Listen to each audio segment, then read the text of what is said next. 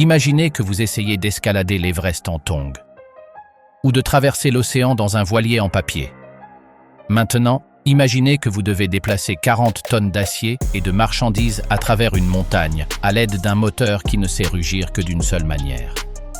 Cela semble fou, n'est-ce pas? Eh bien, c'était le cauchemar des premiers camions. Dans votre voiture, 6 vitesses suffisent amplement. Vous changez de vitesse, vous accélérez et le tour est joué. Mais devant vous se trouve une cabine où le levier de vitesse n'a pas une configuration simple, en H. Il a plus d'encoches qu'une arme médiévale et à côté, des interrupteurs qui semblent provenir du cockpit d'un avion de chasse. 18 vitesses. Excès d'ingénierie?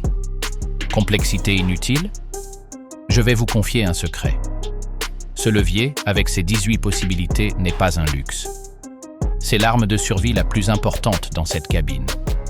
C'est le seul langage avec lequel un conducteur peut négocier avec la physique la plus impitoyable. Chacune de ces vitesses est un traité de paix distinct, signé sous la menace constante de la gravité, de l'inertie et de la faillite.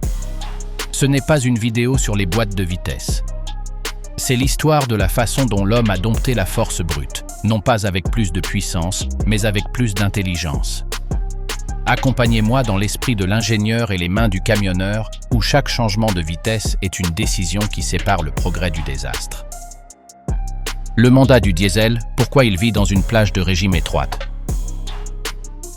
Pour percer le mystère des 18 vitesses, nous devons d'abord comprendre le cœur qui les alimente, le moteur diesel à usage intensif. Ce n'est pas le moteur de votre voiture, ni même celui d'une camionnette. C'est une bête d'une nature complètement différente. Son règne ne repose pas sur la puissance des chevaux au galop, ni sur le hurlement aigu des hauts régimes. Son trône est construit sur quelque chose de plus primitif et de plus puissant. Le couple. Le couple est la force de torsion, la poussée rotative pure. C'est ce que vous ressentez dans votre poitrine lorsqu'un camion démarre à partir de zéro, cette sensation que quelque chose d'immense, presque géologique, a commencé à bouger. Et ce moteur génère son couple maximal dans une plage de régime absurdement basse et étroite. Alors qu'un moteur à essence de voiture peut offrir ses meilleures performances entre 2500 et 6000 tours par minute, un moteur diesel de camion donne toute sa puissance dans une plage allant généralement de 1100 à 1500 tours par minute. En dehors de cette plage sacrée, le moteur souffre. En dessous, il tousse, s'étouffe, perd de la pression et entre dans un régime dangereux où la puissance s'évapore et le carburant brûle mal, salissant tout et générant une usure féroce. Au-dessus, il commence à hurler, à consommer du carburant de manière vorace, à générer un stress thermique et mécanique qui réduit considérablement sa durée de vie. Pensez-y comme à la voix d'un chanteur d'opéra. Il n'y a qu'une seule tessiture, une gamme de notes spécifiques, où sa voix est puissante, claire et durable pendant des heures. Le forcer à chanter plus haut ou plus grave le détruit. Le conducteur d'un camion a une mission apparemment simple. Maintenir le chanteur sur cette note parfaite, peu importe ce que le monde met devant ses roues. Et le monde, comme nous le verrons, est un chef d'orchestre chaotique et impitoyable. C'est la première loi de la tyrannie du poids. Le moteur est une diva à la force brute, mais avec une gamme d'actions minuscules. Et tout, absolument tout dans la conception d'un camion, tourne autour de cette exigence. Le fossé entre le moteur et la roue, la nécessité de ponts multiplicateurs. Maintenant, gardez cette image à l'esprit. Un moteur qui ne peut chanter fort qu'entre 1100 et 1500 tours par minute. À ce régime, au point mort, ces tours sont relativement lents. Mais une roue de camion, pour déplacer le véhicule à seulement 5 km/h, doit tourner à une vitesse spécifique. Et pour l'amener à 90 km/h sur route, elle a besoin d'une autre vitesse de rotation complètement différente, beaucoup plus rapide. C'est là qu'apparaît le fossé. Il existe un écart énorme, un vide mécanique, entre les tours limitées et utiles du moteur et la très large gamme de vitesses de rotation dont les roues ont besoin pour que le camion passe de 0 à la vitesse de croisière. Une boîte de vitesse conventionnelle à 6 rapports, comme celle d'une voiture, est un pont à 6 piliers. Elle passe d'un rapport de démultiplication à un autre. Pour un moteur à large plage de régime, ces 6 sauts suffisent. Il peut toujours monter ou descendre en régime pour courir et atteindre le pilier suivant. Mais notre moteur diesel, notre chanteur à tessiture étroite, ne peut pas courir. Il ne peut pas étirer suffisamment ses tours pour passer d'un pilier à l'autre si ces piliers sont trop éloignés. Si vous essayez d'utiliser une boîte à 6 vitesses dans un camion de 40 tonnes, voici ce qui se passe. Au démarrage en première, le moteur sera à son point optimal, disons 1300 tours. Lorsque vous accélérez et que vous voulez passer en deuxième, vous devez relâcher l'accélérateur, débrayer et changer de vitesse. Mais au moment où vous engagez la deuxième vitesse, le rapport est si long que le régime moteur chute brutalement, peut-être à 800 ou 900 tours par minute. Le moteur tombe en dehors de sa plage de couple. Il cale. Il n'a pas la force nécessaire pour continuer à accélérer le poids massif. Le camion tremble, perd de la vitesse, et vous pouvez même l'arrêter complètement. Vous êtes dans l'abîme. Pour le traverser sans que le moteur ne tombe dans ce puits de manque de puissance, vous n'avez pas besoin de 6 piliers, mais de 18. Vous avez besoin d'un pont continu, presque un plan incliné, où chaque changement est une marche si petite que, lorsque vous passez à la vitesse supérieure, les tours ne baissent que légèrement, peut-être de 200 ou 300 tours, en restant toujours, dans la fourchette sacrée entre 1100 et 1500. Les nombreuses vitesses ne servent pas à aller plus vite, elles servent à ne pas s'arrêter. Ce sont les marches de escalier si raides qu'avec moins de marches, il serait impossible de le monter sans tomber. La pente comme ennemi. Ce qui arrive à un camion avec peu de vitesse dans une pente. La route plate est une illusion, un bref répit dans une guerre constante. Le véritable ennemi, celui qui met à l'épreuve chaque gramme de l'ingénierie du camion, c'est la pente. Imaginez ce même camion hypothétique avec sa boîte à 6 vitesses, réussissant miraculeusement à atteindre l'autoroute et à prendre un peu de vitesse. Soudain, l'asphalte commence à s'incliner. Une pente de 5%, courante dans tout système montagneux. La gravité saisit les 40 tonnes et les tire vers l'arrière avec une force constante. Le moteur, qui tournait confortablement à 1400 tours en 6e vitesse, commence à perdre de la vitesse. Les tours diminuent. 1300. 1200. Le conducteur sait qu'au-delà de 1100, le couple s'effondre. Il doit rétrograder. Mais en passant en 5e, le saut est si important que les tours, au lieu de monter à un point optimal, dépassent les 1600, hors de la plage efficace, dans la zone de hurlement et de consommation effrénée. Pire encore, il pourrait descendre en dessous de 1000, le laissant sans puissance au milieu de la montée, une situation terriblement dangereuse où le camion peut s'arrêter et être incapable de redémarrer sans reculer. C'est un piège. Augmenter le régime moteur, c'est brûler du carburant et user le moteur. Les réduire, c'est perdre de la puissance. Avec 18 vitesses, ce cauchemar s'évanouit. Sentant que le régime commence à baisser dans la côte, le conducteur rétrograde d'un rapport. Le saut est si petit que le régime passe par exemple de 1200 à 1400 tours. Il reste dans la bande parfaite. La puissance revient. Le camion maintient sa vitesse. Si la pente devient plus raide, il rétrograde d'un autre rapport. Un autre petit saut. Un autre réglage fin. C'est comme un pilote qui ajuste le pas de l'hélice pour maintenir le régime moteur constant, quelle que soit la résistance de l'air. Le conducteur, avec son levier à 18 positions, ajuste en permanence la relation entre le moteur et le monde, compensant en temps réel la force de gravité. La pente cesse d'être un mur infranchissable et devient une rampe que l'on gravit par une succession de petits pas sûrs. Sans ces marches supplémentaires, la montagne l'emporte. L'efficacité comme religion. Chaque tour par minute hors bande est de l'argent gaspillé. Jusqu'à présent, nous avons parlé de puissance et de sécurité. Mais derrière chaque décision d'ingénierie dans le transport de marchandises se cache le rythme implacable d'un métronome. Le coût. Un camion n'est pas un véhicule, c'est un bureau mobile dont le produit est le kilomètre-tonne transporté. Et sa plus grande dépense variable, celle qui peut faire la différence entre la faillite et la rentabilité, est le carburant. C'est là que la bande étroite de régime du diesel devient une religion, et chaque écart, un péché capital. Cette bande comprise entre 1100 et 1500 tours par minute n'est pas seulement celle où le moteur est le plus puissant. C'est surtout celle où il brûle le carburant de la manière la plus efficace, en tirant le maximum d'énergie possible de chaque goutte de diesel. C'est son point d'efficacité thermodynamique maximal. Laisser le moteur descendre en dessous de cette plage, dans ce lugging, non seulement lui enlève de la puissance, mais rend la combustion incomplète. Le carburant n'est pas entièrement brûlé, ce qui génère de la suie, use les cylindres et, pire encore, gaspille l'énergie que vous avez payée. A l'inverse, le laisser dépasser cette plage, même si cela donne une impression de puissance, est un véritable gâchis en termes de consommation. Le moteur tourne plus vite que nécessaire, la pompe d'injection envoie plus de carburant, les pertes par frottement interne montent en flèche et le rendement par litre s'effondre. Un conducteur expérimenté, avec une boîte à 18 vitesses, est un prêtre de cette efficacité.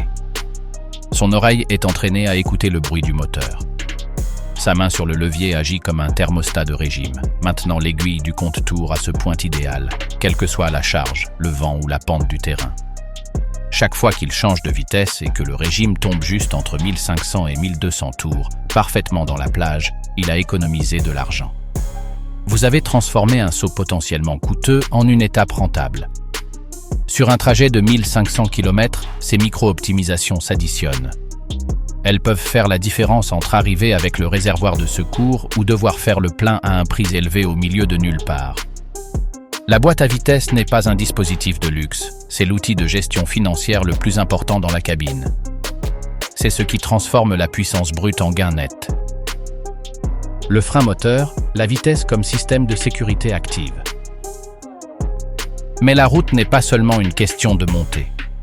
C'est dans la descente, avec le poids de 40 tonnes qui pousse par derrière, que le cauchemar se transforme en pure terreur et que la boîte de vitesse révèle son rôle le plus héroïque. Cessez d'être un système de propulsion pour devenir le système de freinage le plus vital.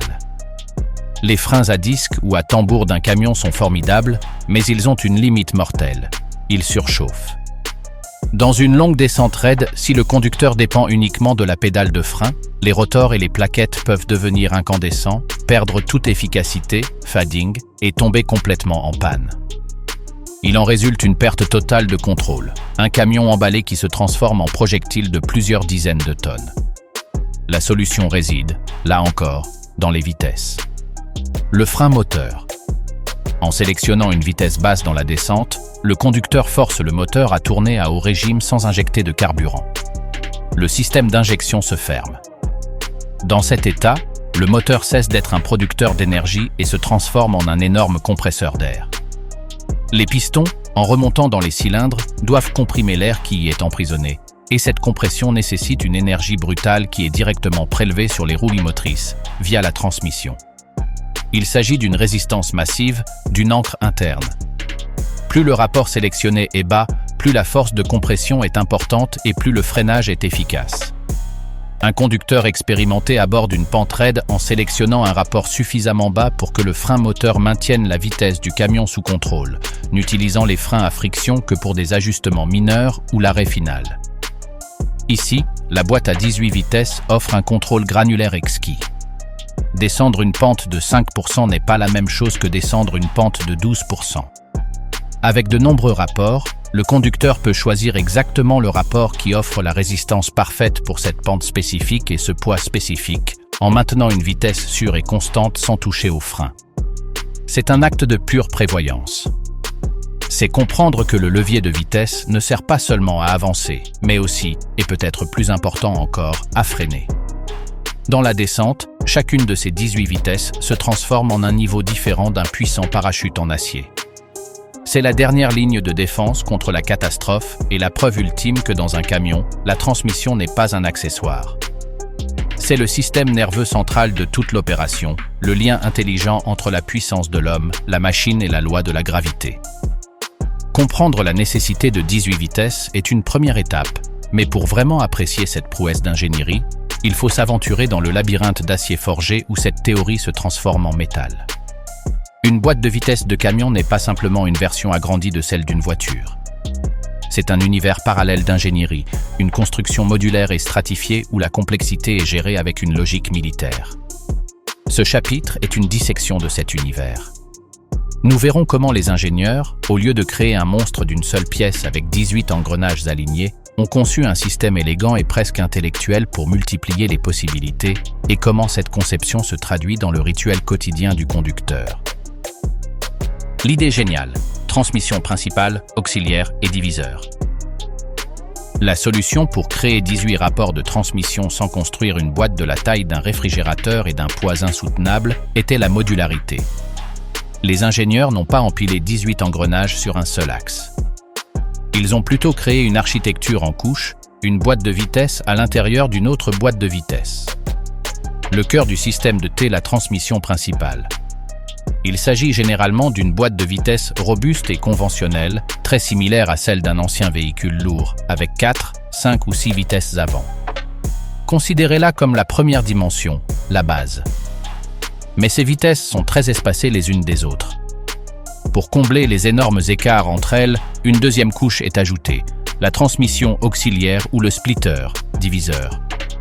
Il ne s'agit pas d'une boîte de vitesse séparée avec son propre levier, mais d'un ensemble planétaire ou d'un système d'engrenage supplémentaire monté à l'avant ou à l'arrière de la boîte principale. Sa magie réside dans le fait qu'il peut prendre chacune des vitesses de la boîte principale et la diviser en deux. À l'aide d'un interrupteur actionné par air pneumatique ou par un servomoteur électrique, commandé par un bouton sur le levier ou le pommeau, le conducteur peut sélectionner le même rapport principal dans un rapport haut ou bas. C'est comme avoir deux engrenages différents pour la même position du levier. Ainsi, une boîte principale à 5 rapports devient, de facto, une boîte à 10 rapports. Mais le génie ne s'arrête pas là. Pour couvrir la très large plage allant de la puissance de démarrage à la vitesse de croisière, un saut encore plus important est nécessaire. C'est là qu'intervient la troisième couche, le sélecteur de gamme ou range selector. Il s'agit d'un autre système, généralement monté à l'arrière de la boîte principale, qui fonctionne comme une deuxième boîte de vitesse à 2 rapports, un bas et un haut, mais qui fonctionne par bloc. Un interrupteur, généralement un bouton situé sur le côté du levier, active un piston pneumatique qui déplace un engrenage. Lorsque vous êtes en gamme basse, toutes les vitesses que vous sélectionnez sur la boîte principale et ses divisions du splitter se trouvent dans un bloc de rapport court, ultra puissant, idéaux pour démarrer et pour les terrains extrêmes. En passant à la gamme haute, vous faites un grand saut et toutes ces mêmes positions du levier deviennent un bloc de rapport long pour la vitesse sur route. Cette conception modulaire est brillante. Elle permet de construire une boîte incroyablement polyvalente à partir de composants plus petits et standardisés, simplifie la fabrication et surtout, donne au conducteur une logique mentale pour naviguer dans la complexité. Il ne pense pas à 18 positions uniques, mais à 2 gammes, en utilisant un diviseur pour affiner chaque bloc de 5 vitesses de base. La carte du conducteur, déchiffrer le levier et le commutateur de gamme. Pour le profane, la cabine d'un camion à 18 vitesses peut ressembler au tableau de bord d'un vaisseau spatial. Mais pour le conducteur, chaque commande est une lettre d'un alphabet qui, une fois appris, est logique et puissant. Au centre de tout se trouve le levier de vitesse. Contrairement au H classique d'une voiture, son schéma est, en substance, celui de la boîte principale. Généralement 5 positions vers l'avant selon un schéma qui peut être un T inversé ou une séquence en zigzag. Il n'y a pas 18 positions physiques marquées. Il y a celle de la boîte de base. Mais à celle-ci s'ajoute l'interface des 2 autres dimensions. Sur le pommeau du levier se trouve généralement un interrupteur à 2 positions. La commande du splitter ou diviseur. Il s'actionne normalement avec le pouce. Vers l'avant, c'est high, haut. Vers l'arrière, c'est low, bas. Cette commande divise la vitesse actuelle. Ensuite, sur le côté du levier, ou parfois sur le tableau de bord, se trouve un levier de gamme plus petit ou un interrupteur de type bouton. C'est celui qui permet de passer de la gamme basse, low range, à la gamme haute, high range. Son actionnement nécessite généralement de passer par le point mort et parfois d'enfoncer l'embrayage. Le conducteur ne cherche donc pas la 13e vitesse sur un diagramme. Il la construit. Il se dit « Je suis en gamme basse, 3e division haute. J'ai besoin de plus de vitesse, je passe en gamme haute. Mais pour maintenir le régime, je baisse d'abord le diviseur en gamme basse. » La carte mentale est tridimensionnelle. Un conducteur novice voit un levier et des boutons. Un expert voit un Rubik's Cube mécanique qu'il résout par des mouvements instinctifs. Le tableau de bord renforce cette carte. Il y a souvent des voyants lumineux qui indiquent L ou H pour la gamme et parfois pour le diviseur. Le compte-tour est la boussole ultime. Si l'aiguille tombe, il est temps de changer de division ou de gamme. Cette interface, bien qu'intimidante, est ce qui permet un contrôle aussi précis sans nécessiter un levier d'1 mètre de long qui se déplace sur une gamme de 20 positions. C'est une solution ergonomique brillante à un problème d'une complexité écrasante. Pourquoi changer nécessite l'expertise d'un pianiste? Actionner cette mécanique n'est pas comme changer de vitesse dans une voiture. C'est une chorégraphie précise, un ballet de la main et du pied qui synchronise 3 commandes indépendantes avec l'embrayage, l'accélérateur et l'inertie de dizaines de tonnes. Un changement de vitesse typique, disons de la 7e à la 8e dans une boîte à 18 vitesses, nécessite une séquence que le conducteur automatise dans sa moelle épinière. Tout d'abord, avec le compte-tours au bon niveau, il enfonce la pédale d'embrayage à fond. La main droite sur le levier, peut-être avec le petit doigt actionnant le bouton de gamme si nécessaire, il retire la vitesse de sa position et la met au point mort. À ce bref instant, alors que la transmission est désaccouplée, son pouce sur le pommeau actionne le commutateur du splitter de high à low. Ensuite, il place le levier dans la même position physique que la boîte principale, la 4e dans cet exemple. Il relâche l'embrayage et accélère. Pour l'observateur, il a seulement vu le levier passer d'une position à la même position. Mais à l'intérieur de la boîte, le diviseur a changé, offrant un rapport légèrement plus long. Les changements plus radicaux, comme le passage d'une gamme à l'autre, nécessitent un double embrayage. Appuyer sur l'embrayage pour sortir de la vitesse, le relâcher au point mort pour synchroniser les tours de l'arbre de la boîte, appuyer à nouveau dessus, puis actionner le changement de gamme avant d'enclencher la nouvelle vitesse. La main ne fait pas que pousser et tirer, elle appuie, glisse, presse des boutons. L'oreille est à l'écoute du bruit du moteur et de la boîte de vitesse. La sensation au niveau du levier lui indique si les synchroniseurs, le cas échéant, permettent l'engrainement ou s'il doit ajuster le régime. Un changement de vitesse mal exécuté provoque un grincement déchirant des engrenages, un coup sec dans la transmission ou, pire encore, une perte totale de vitesse et de puissance du camion. Le savoir-faire du conducteur réside dans sa capacité à rendre cette chorégraphie fluide et simple, à maintenir le chanteur dans sa note parfaite tout en exécutant cette danse complexe de commandes des dizaines, des centaines de fois par trajet. C'est une compétence pure, acquise après des mois de pratique, qui distingue le chauffeur du véritable camionneur. C'est l'interface humaine avec le labyrinthe d'acier. Les boîtes à 13 et 16 vitesses et l'évolution vers l'automatique. Le système à 18 vitesses est l'icône, mais il n'est pas le seul habitant de l'écosystème. L'architecture modulaire permet différentes configurations selon les besoins. Les boîtes à 13 vitesses sont très courantes.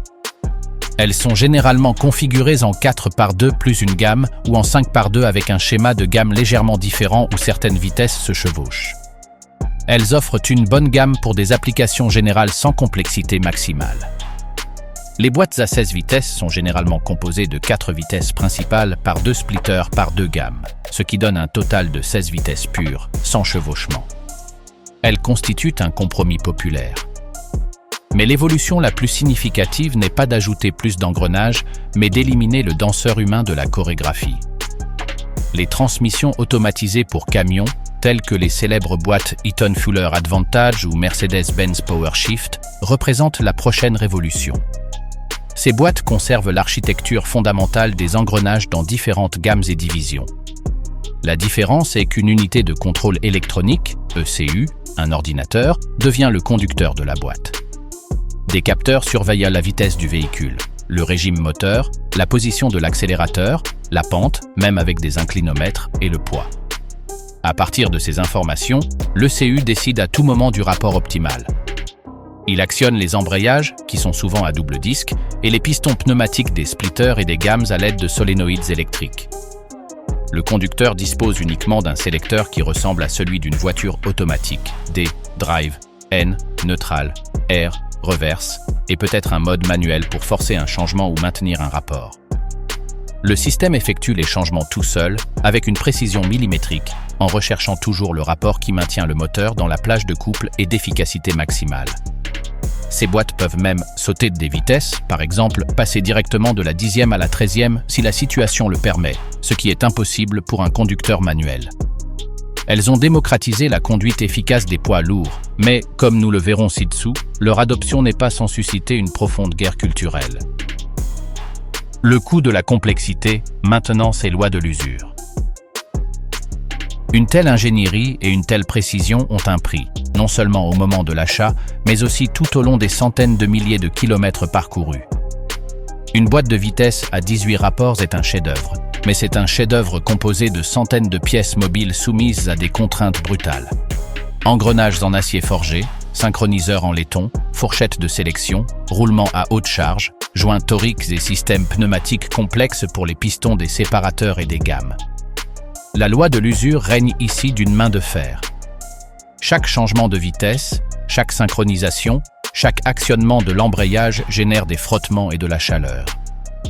L'huile de la boîte, visqueuse et spécialisée, est son sang et doit être changée religieusement. Un conducteur brusque qui force les changements sans synchronisation, qui chasse les vitesses, raccourcit la durée de vie des synchroniseurs et détruit les dents des engrenages. Un système pneumatique qui fuit entraînera des défaillances dans les changements de gamme, laissant le camion bloqué dans une gamme de vitesses. L'entretien n'est pas destiné aux mécaniciens généralistes. Elle nécessite des spécialistes qui comprennent l'architecture en couches, qui savent diagnostiquer si un problème se situe dans la boîte principale, dans le diviseur ou dans l'ensemble de gamme. Une réparation majeure, comme le remplacement d'un engrenage principal ou des synchroniseurs, implique de démonter pratiquement toute la boîte, un travail qui peut immobiliser le véhicule à l'atelier pendant des jours, avec un coût en main-d'œuvre et en pièces détachées qui fait peur. Cette complexité et son coût associé sont le principal argument des sceptiques des boîtes manuelles à plusieurs vitesses et aussi des détracteurs des nouvelles boîtes automatisées, qui sont encore plus complexes sur le plan électronique. C'est l'éternel compromis. La complexité offre un contrôle et une efficacité suprême, mais exige un investissement en termes de connaissances, d'entretien et d'argent. Un camion équipé d'une boîte à 18 vitesses bien entretenue par un conducteur expérimenté peut parcourir plus d'1 million de kilomètres. Malmenée, elle peut devenir l'élément le plus coûteux de la chaîne d'entretien. Il s'agit en définitive d'un instrument de précision dans un monde de chocs brutaux, et sa longévité dépend du respect avec lequel elle est traitée. La discussion sur les 18 vitesses débouche inévitablement sur un débat plus profond, viscéral et déterminant pour l'industrie. Qui, ou quoi, doit les contrôler? Il ne s'agit pas seulement d'une dispute technique sur l'efficacité, mais d'une guerre culturelle pour l'âme même de la conduite professionnelle. D'un côté, la tradition incarnée par la main calleuse qui maîtrise le levier. De l'autre, le progrès représenté par une puce électronique qui prend des décisions à des vitesses impossibles pour un humain. Ce conflit divise les continents, les générations et les philosophies de travail. Le comprendre, c'est comprendre l'avenir du transport routier. De l'autre, le progrès représenté par une puce électronique qui prend des décisions à des vitesses impossibles pour un humain. Ce conflit divise les continents, les générations et les philosophies de travail. Le comprendre, c'est comprendre l'avenir du transport routier et la destination finale de ce labyrinthe d'acier. La maîtrise de l'expérience, pourquoi l'Amérique préfère le manuel? Traversez les États-Unis par l'autoroute 80 et vous découvrirez une culture automobile où le levier de vitesse manuel à plusieurs rapports n'est pas un simple outil, mais un symbole d'identité. En Amérique du Nord, la transmission manuelle, en particulier dans ses versions à 10, 13 ou 18 rapports, reste la reine de la route. Les raisons sont un mélange de pragmatisme, d'économie et d'une puissante mythologie du métier. Tout d'abord, le facteur coût. Historiquement, une boîte manuelle a toujours été moins chère à l'achat, à l'installation et surtout à la réparation. Dans un pays aux distances continentales et aux ateliers indépendants dans chaque ville, la relative simplicité, malgré sa complexité, d'une boîte manuelle Eaton Fuller est bien comprise. Tout mécanicien de camion expérimenté la connaît par cœur. Deuxièmement, la culture des propriétaires exploitants. Une partie importante des camionneurs américains sont propriétaires de leur propre équipement. Pour eux, le camion n'est pas un outil de travail, c'est leur maison mobile et leur plus gros investissement. La boîte manuelle est synonyme de contrôle absolu et de prévisibilité des coûts à long terme. Il sait que, grâce à son habileté, il peut tirer le maximum de chaque litre de carburant et qu'une erreur de boîte sera son erreur et non le caprice d'un ordinateur qu'il ne comprend pas. Troisièmement, et peut-être plus importante encore, la mythologie du maître. Conduire avec habileté un camion à 18 vitesses est un rite de passage. Elle distingue le vrai camionneur du simple conducteur. C'est une compétence qui se présume, qui se transmet, qui définit le respect entre pairs. Le son parfait d'un changement de vitesse sans double embrayage, la capacité de maintenir l'élan dans une montée sans toucher les freins, sont les médailles d'honneur de cette culture. Abandonner la boîte manuelle au profit d'une boîte automatique reviendrait, pour beaucoup, à renoncer à l'essence même de leur profession, en déléguant l'âme de la conduite à une boîte noire. C'est une question de fierté, d'identité et de conviction profonde que le jugement humain, forgé par des millions de kilomètres, surpasse encore n'importe quel algorithme. L'efficacité algorithmique. Pourquoi l'Europe adopte l'automatique? Alors qu'en Amérique, Le levier de vitesse est un symbole. Sur les routes sinueuses et densément peuplées d'Europe, il a été pratiquement éradiqué au profit de la transmission automatique ou automatisée. Ici, l'adoption n'est pas culturelle, elle est presque entièrement opérationnelle et réglementaire. L'Europe est confrontée à des problèmes différents. Des villes médiévales aux rues très étroites, un trafic dense et constant, des montagnes escarpées aux virages serrés et certaines des réglementations environnementales et de sécurité les plus strictes au monde. Dans cet environnement, la boîte automatique offre des avantages considérables. Le premier est l'efficacité des débutants. L'Europe souffre d'une pénurie chronique et grave de chauffeurs professionnels. Former un chauffeur à la maîtrise d'une boîte manuelle à 16 vitesses dans les Alpes est un processus long et coûteux. Un camion automatique peut être conduit de manière compétente, sûre et efficace par un chauffeur beaucoup moins expérimenté, ce qui réduit considérablement la courbe d'apprentissage. Deuxièmement, l'efficacité du trafic. Dans le trafic discontinu des banlieues européennes, la boîte automatique élimine la fatigue physique et mentale liée aux centaines de changements de vitesse par heure, permettant aux conducteurs de se concentrer sur les piétons, les cyclistes et l'environnement complexe.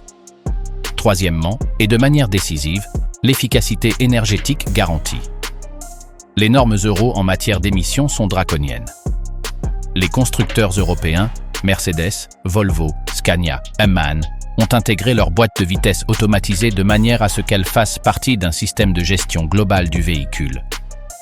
La boîte de vitesse ne décide pas seule, elle le fait en concertation avec le moteur, le frein moteur, le régulateur de vitesse prédictif, qui utilise le GPS et des cartes pour anticiper les côtes, et les systèmes de sécurité. Il en résulte que, dans les conditions d'utilisation européenne moyenne, trafic dense, nombreuses montées et descentes, la boîte automatique surpasse systématiquement un conducteur humain moyen en termes de consommation de carburant. L'algorithme ne se fatigue pas, ne se laisse pas distraire, ne prend pas de décision par orgueil. Il choisit toujours le rapport optimal pour la situation exacte, anticipant les pentes et maintenant le moteur à son point optimal avec une précision robotique. Pour les grandes flottes européennes, cette économie de carburant, associée à une fatigue moindre du conducteur et à une réduction de l'usure due à de mauvais changements de vitesse, justifie largement le coût initial plus élevé.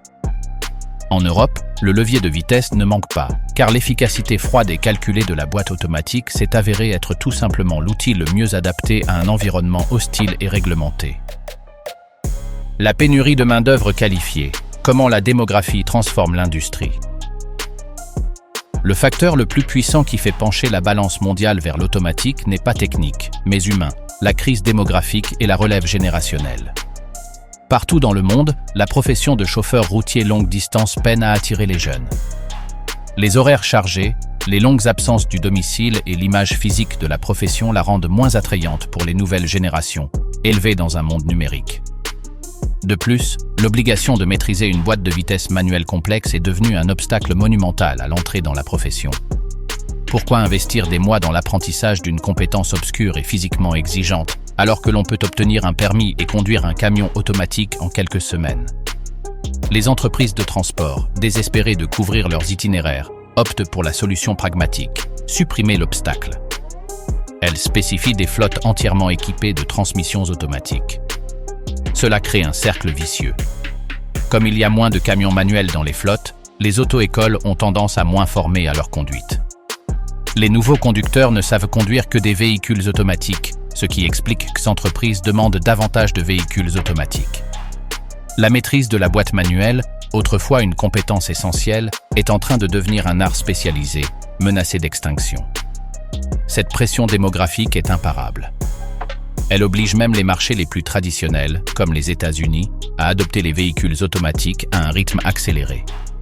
Les constructeurs, constatant cette tendance, réorientent leurs investissements en R&D presque exclusivement vers le perfectionnement des transmissions automatisées. Ce n'est pas nécessairement la technologie la plus avancée à tous égards qui remporte la guerre, mais celle qui résout le problème humain le plus pressant, le manque de mains disposées et capables d'exécuter la chorégraphie complexe du levier. Quand l'électronique ne surpasse pas encore l'instinct humain.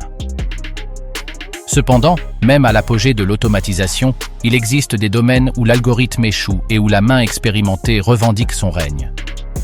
Les défenseurs du manuel invoquent des situations où l'intelligence situationnelle humaine est irremplaçable. Pensez à un camion chargé à la limite légale, sortant d'un chantier de construction avec un lit de boue profonde. Un conducteur expérimenté peut jouer avec l'embrayage, équilibrer le camion, utiliser une combinaison spécifique de vitesse basse et une touche précise d'accélérateur pour gagner en traction. Une boîte automatique, programmée pour éviter le patinage et protéger l'embrayage, pourrait simplement refuser d'appliquer la puissance ou changer de vitesse au mauvais moment, bloquant ainsi le véhicule. Ou imaginez une descente extrêmement longue et raide, avec des virages serrés et une chaussée mouillée. Un humain, connaissant la route et son véhicule, peut sélectionner un rapport bas avant d'entamer la descente, utiliser le frein moteur de manière intermittente et proactive, et sentir à travers le siège et le bruit lorsque le camion est sur le point de perdre son adhérence. Une boîte automatique, même avec des modes de descente, fonctionne selon des règles préprogrammées. Elle peut passer à un rapport trop élevé si elle détecte une légère augmentation de la vitesse, relâchant dangereusement le frein moteur, puis devoir freiner avec les disques lorsque la pente redevient raide. Dans des conditions de neige compacte ou de glace, la finesse du contrôle du couple qu'un conducteur peut exercer avec l'embrayage et la sélection millimétrique des vitesses est un art que l'électronique ne reproduit pas encore avec la même finesse. Dans ces moments limites, le conducteur n'est pas un opérateur, c'est un stratège mécanique. Il connaît les subtilités de sa machine spécifique, son usure, ses bruits particuliers. Cette connexion presque symbiotique entre l'homme et la machine, forgée dans l'adversité, est le dernier bastion de la transmission manuelle. C'est l'argument selon lequel, pour 1% des situations les plus critiques, vous avez besoin du jugement de 99% d'expérience, et non de la logique binaire d'un capteur. Le verdict de la route, un avenir hybride et l'héritage du levier. Alors, quel est le verdict final dans cette guerre? Les preuves indiquent une paix armée et un avenir hybride. La transmission manuelle à plusieurs vitesses ne disparaîtra pas du jour au lendemain. Elle continuera de régner dans des niches où le coût, la culture des propriétaires exploitants et les conditions extrêmes justifient sa complexité. Mais sa domination incontestée est révolue. L'avenir du transport de masse, en particulier dans les flottes et les environnements urbains et interurbains réglementés, est et sera automatique. Mais l'automatisation n'est pas une fin en soi. La prochaine étape est celle des transmissions prédictives et intégrées. Des systèmes où la boîte de vitesse ne se contente pas de réagir aux conditions présentes, mais utilise la géolocalisation et des cartes en 3 dimensions pour anticiper la route. Ils savent qu'à 800 mètres se trouve une côte à 7% et commencent à sélectionner le rapport optimal à l'avance, en coordination avec le régulateur de vitesse et le frein moteur. L'héritage du levier à 18 vitesses ne sera pas sa forme physique, mais la philosophie qu'il incarne, la recherche obsessionnelle du maintien du moteur dans sa plage d'efficacité maximale face à toute adversité. Les ingénieurs ont repris cette philosophie, cette carte mentale du conducteur expert, et l'ont codifiée dans un logiciel. Pour les générations futures, le levier deviendra une relique, un symbole d'une époque d'effort physique et de connexion directe avec la machine que les écrans tactiles et les algorithmes ont remplacée. Une compétence, un art manuel, sera perdu. Mais on gagnera en accessibilité, en efficacité moyenne garantie et, probablement, en sécurité, en réduisant la charge cognitive et la fatigue du conducteur dans les situations courantes. Le rugissement du moteur diesel continuera de dominer la route, mais la symphonie de la boîte de vitesse, cette musique d'engrenage et d'air comprimé actionné par la main humaine, s'éteindra peu à peu, transformée en un murmure silencieux de servomoteur électrique. L'âme du camionneur se redéfinit, passant de maître de la machine à superviseur d'une intelligence artificielle qui, du moins sur route ouverte, conduit déjà mieux que lui. Les 18 vitesses sont, en fin de compte, la preuve que le progrès ne signifie pas toujours simplifier. Parfois, cela signifie ajouter des couches d'intelligence, d'options, pour dompter une force primitive. Elles sont le pont entre la puissance brute et le mouvement élégant, entre le carburant consommé et le kilomètre gagné. Elles représentent un moment culminant de l'ingénierie mécanique pure, avant que l'électronique ne prenne le relais. Leur héritage n'est pas seulement de déplacer des poids, mais aussi de nous enseigner que, face à un défi monumental, la réponse la plus intelligente peut être d'avoir 18 façons différentes de dire « oui » à la physique.